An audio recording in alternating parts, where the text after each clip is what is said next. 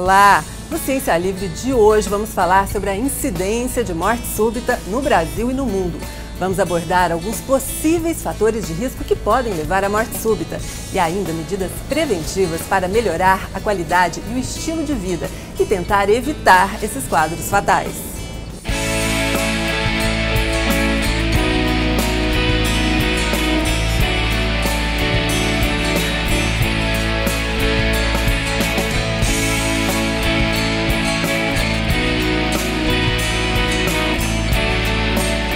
Vamos falar também sobre morte súbita na epilepsia, medicina translacional e sobre possíveis formas de evitar a morte súbita, tanto de indivíduos saudáveis quanto dos que possuem quadros crônicos.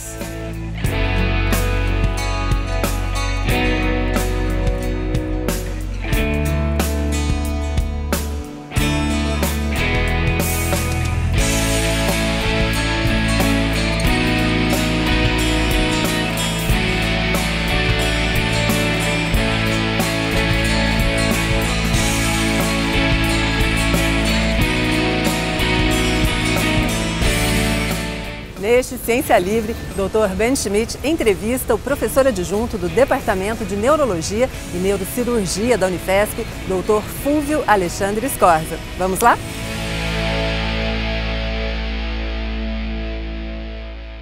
Hoje nós temos a honra de receber aqui no programa Ciência Livre o professor Dr. Fúlvio Alexandre Scorza. Muito obrigado pela sua presença, Fúlvio. E é uma honra receber você aqui hoje. Professor Beni, eu que agradeço. Para mim é uma honra estar aqui. Eu sou um grande admirador seu. Eu lembro sempre do seu vasto ensinamento para todos os alunos da Escola Paulista de Medicina. Então, para mim é uma honra. E eu nunca esqueço uma frase que você sempre disse para a gente, que é: a vida é espetacular. Então, como assunto que a gente vai abordar aqui morte súbita nas epilepsias, então a gente tem que continuar com essa frase que a vida é espetacular. É exatamente que a gente estuda isso para manter isso sempre em voga. A vida é espetacular. Obrigado, Fúlvio. Então, nós vamos falar sobre morte, Fúlvio. O que é a morte?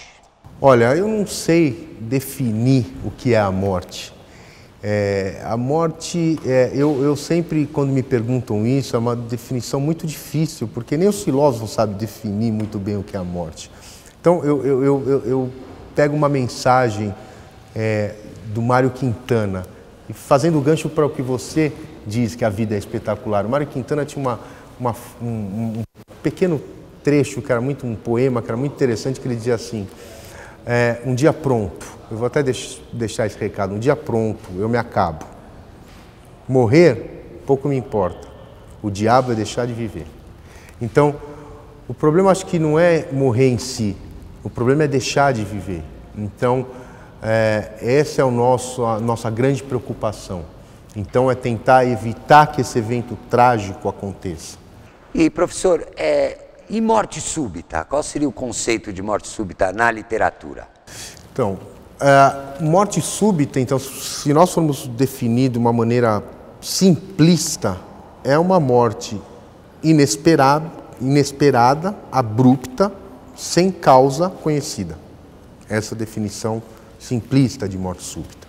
Obviamente que os primeiros vão pensar, então, extrapolar um pouco para a morte súbita cardíaca, né? Então, que as pessoas confundem muito, mas morte súbita cardíaca.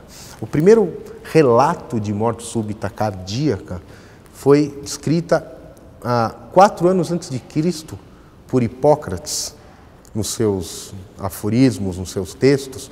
E ele já dizia que os indivíduos que têm desmaios frequentes, severos, sem causa óbvia e que morrem de uma maneira trágica e de repente, ele definiu isso como morte súbita cardíaca, 4 anos antes de Cristo. Se você pegar os livros textos hoje, né, se define morte súbita, a maioria dos livros textos, como uma morte inesperada, sem causa conhecida, indivíduos clinicamente estáveis, que quando os sintomas acontecem, provavelmente, que essa morte acontece 1 hora após o início dos sintomas, mas geralmente essa morte acontece alguns minutos isso seria antes do sintoma. A caracterização da morte súbita. Morte súbita cardíaca, né? E epilepsia, professor? Qual a definição de epilepsia? Ela mudou durante esses anos? Como que se... Sim, mudou. Existem várias definições, mas vamos dizer... Mas hoje, uma definição... Vamos dizer que a epilepsia é a doença neurológica crônica grave mais comum que existe hoje. É uma das doenças neurológicas crônicas graves mais comuns que existe hoje. Hoje, aproximadamente 65 milhões de pessoas no mundo têm epilepsia, né? Dessas epilepsias, aproximadamente de 30% a 40% dos indivíduos não respondem muito bem ao tratamento farmacológico, né? E, infelizmente, e é onde é o tema que a gente vai chegar hoje na nossa conversa, no nosso bate-papo, alguns indivíduos, principalmente esses, né, especificamente, esses que não respondem muito bem ao tratamento farmacológico, esses 30% a 40% desses indivíduos, eles apresentam um maior índice de morte prematura, comparado com a população geral. Qual é a incidência de morte súbita em epilepsia? Então, a incidência de morte súbita em epilepsia é considerada alta. Então, o que a gente chama morte súbita em epilepsia é que a gente traduz do Sudden Unexpected Death in Epilepsy, morte súbita e inesperada em epilepsia, é que nós no Brasil usamos morte súbita em epilepsia, tiramos essa inesperada porque por uma questão de tradução, mas existem hoje, do ponto de vista epidemiológico, que a gente pode dividir em 3 tipos de estudos, vamos dizer assim, basicamente. Dos estudos populacionais, o que se tem hoje é que para cada 1000 indivíduos com epilepsia, 1 morre de SUDEP, de morte súbita. Nos atendimentos terciários, né, a cada 1000 indivíduos com epilepsia refratário, que eu digo, esses 30% a 40% que não respondem ao tratamento farmacológico, tá? Então, nos atendimentos terciários, a cada 1000 indivíduos, 5 morrem subitamente, e naqueles candidatos para cirurgia, a cada 1000 indivíduos, 9 morrem subitamente. Ou seja, se nós formos generalizar um pouco mais, a SUDEP, a morte súbita em epilepsia, corresponde a aproximadamente 17% de todas as mortes em epilepsia. Existe, Fúvio, com certeza, um arrazoado já genético, né?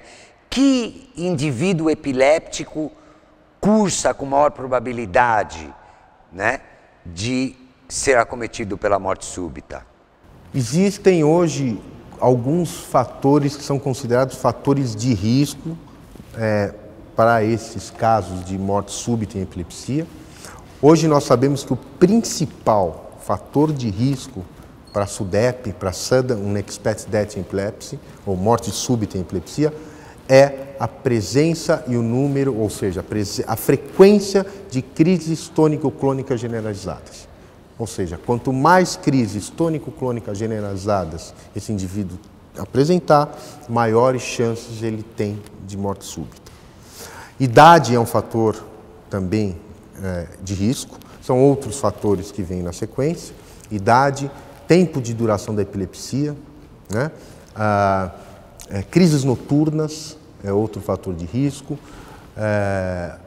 consumo de bebidas alcoólicas, né? Então, esses são fatores de risco mais secundários. Mas o principal fator é a crise tônico-clônica generalizada. Completa, né? Existem, como você disse, e eu só para frisar, alguns marcadores genéticos, mas ainda a gente está começando a engatinhar nessa linha de pesquisa para a morte súbita em epilepsia.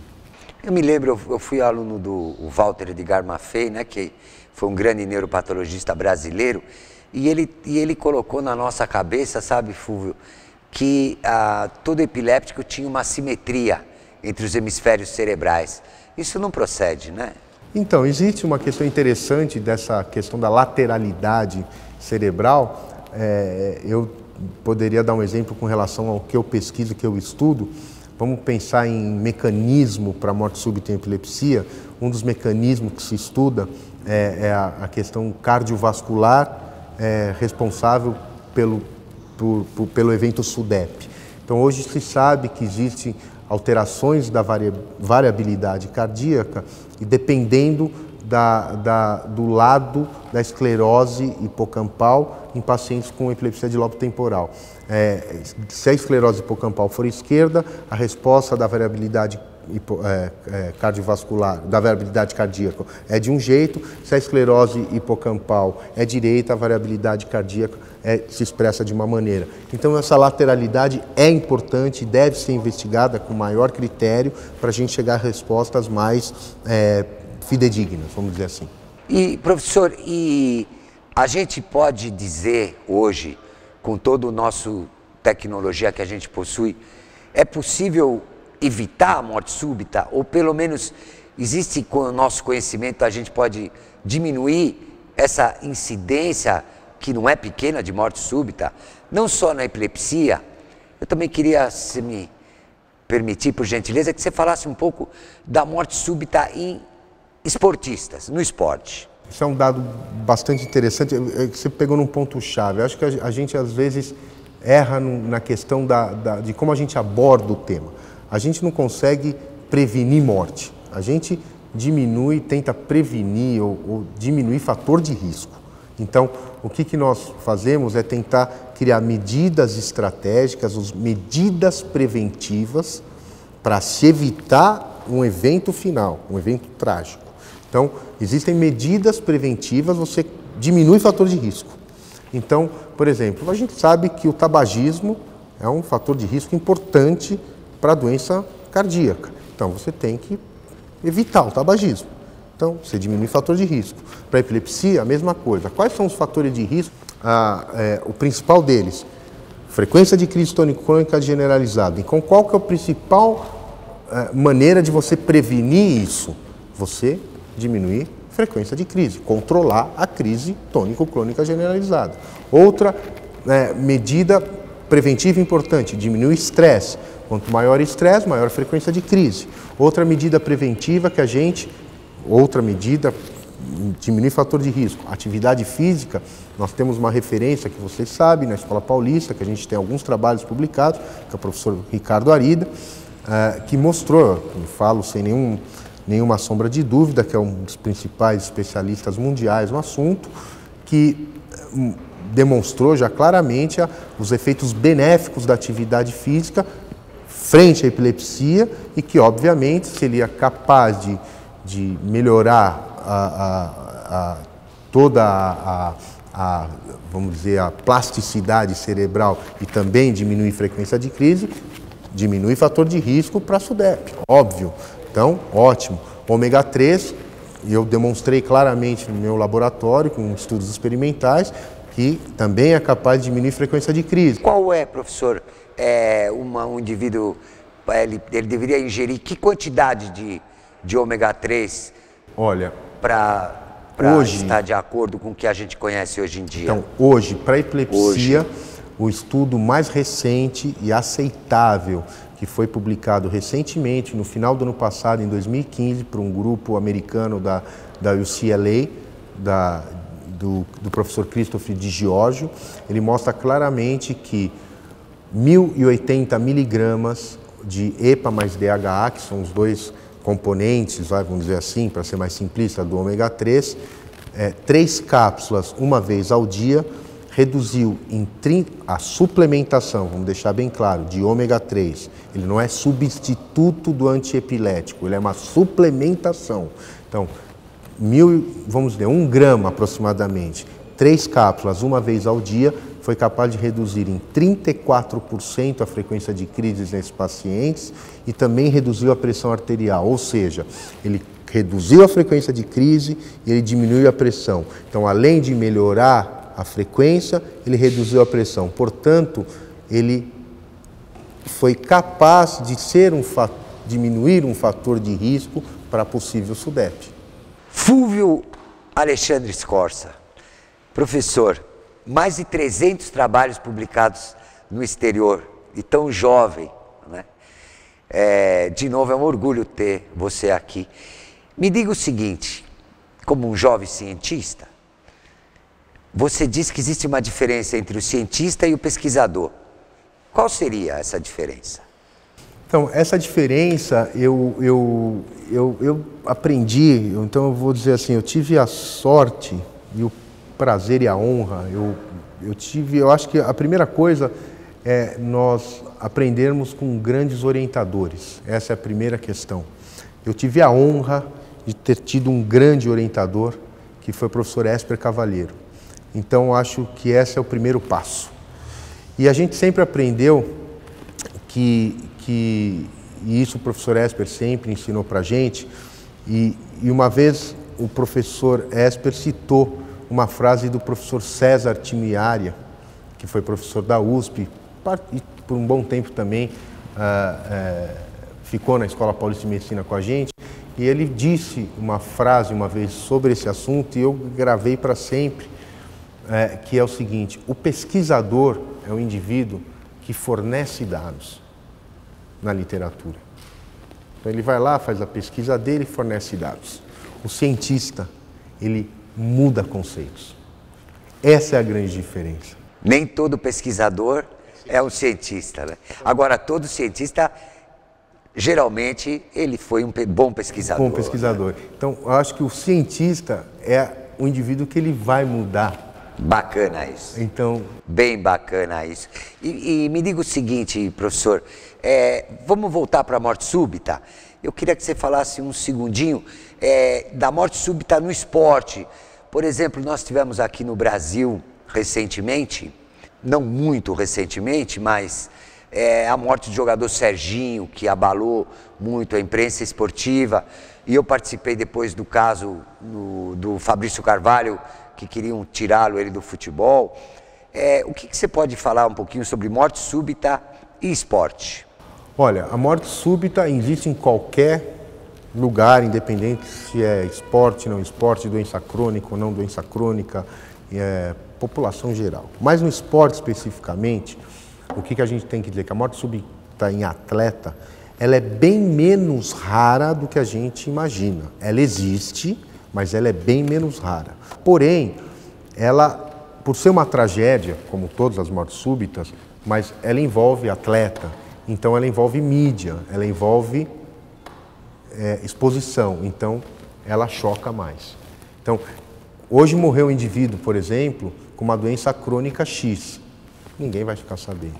Mas morre um atleta conhecido, o mundo inteiro vai ficar sabendo. Então, a exposição é maior. Para você ter uma ideia, a morte súbita em atletas, morte súbita cardíaca em atletas, para cada 100 mil atletas, existe 1 a 3 mortes súbitas cardíacas. Então, atletas, eu estou dizendo, 100 mil atletas, 1 a 3 mortes súbitas cardíacas.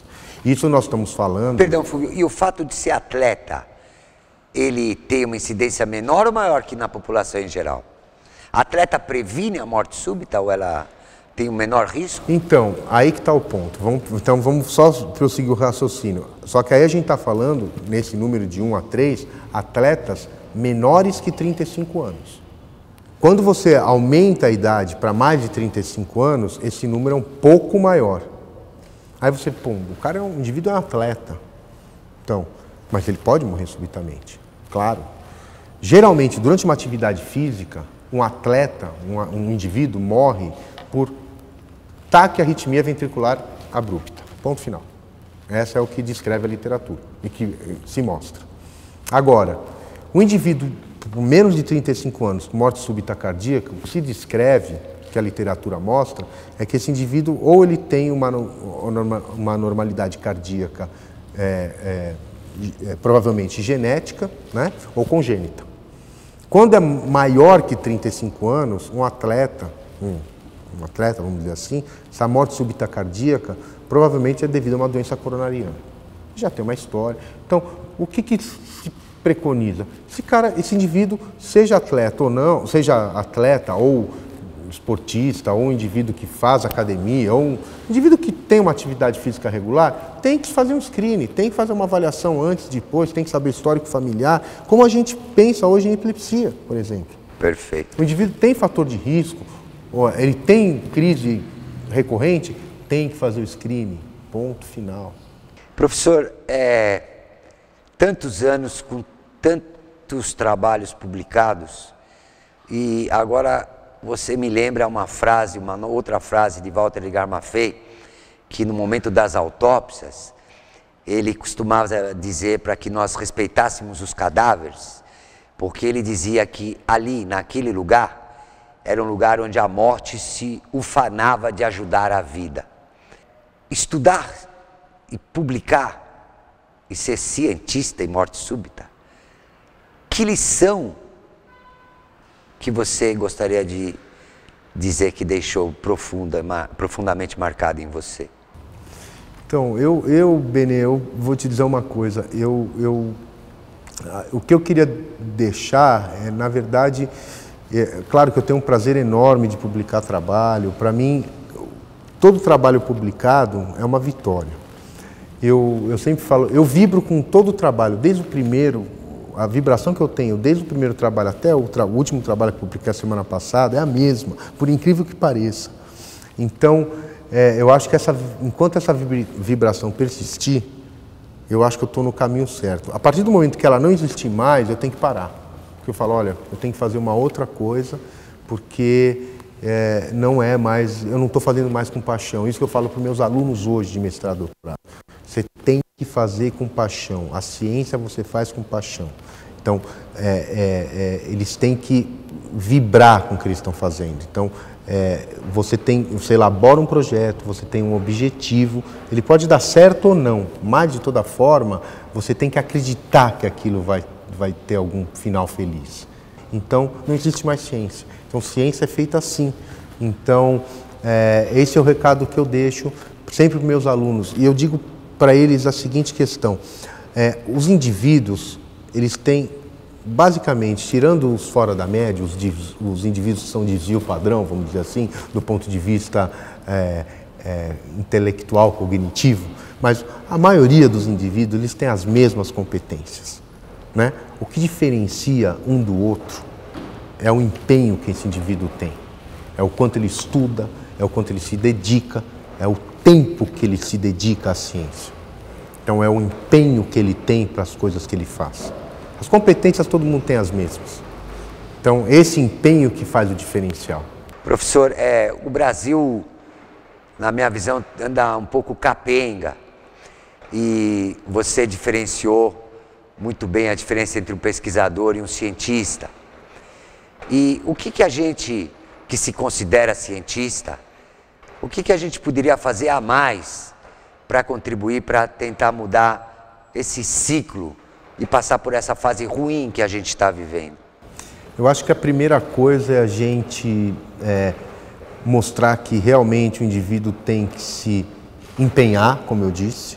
E para você mostrar que esse indivíduo tem que se empenhar, você tem que dar exemplo para esse indivíduo. E exemplo bom. E hoje nós não estamos tendo muitos exemplos bons. Então nós temos uns exemplos que as coisas são muito fáceis e tudo que vem fácil vai embora fácil. Então essa é a primeira questão. Então eu acho que você tem que ensinar o indivíduo desde baixo, né? Desde a linha de baixo, ou seja, na minha visão, eu acho que a gente poderia mostrar o que é ciência para esse indivíduo desde quando ele é criança, estimular o que é o poder científico desde quando esse indivíduo está na escola primária, e aí no ginásio, e aí no colegial, e aí para esse indivíduo saber que existe ciência e tecnologia séria no país, porque nós temos grandes cientistas no nosso país.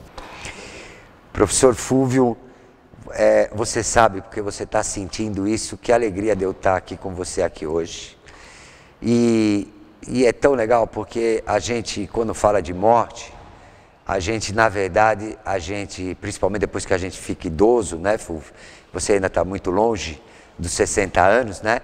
Mas a gente acaba dando maior valor à vida e ao prazer de viver. E que isso se mantém em você, esse fogo e essa vontade de cientista que você disse muito bem, que é fundamental, né, para a gente exercer a nossa profissão. Muito obrigado por ter vindo. Obrigado, eu que agradeço, é uma honra. Obrigado, Beni.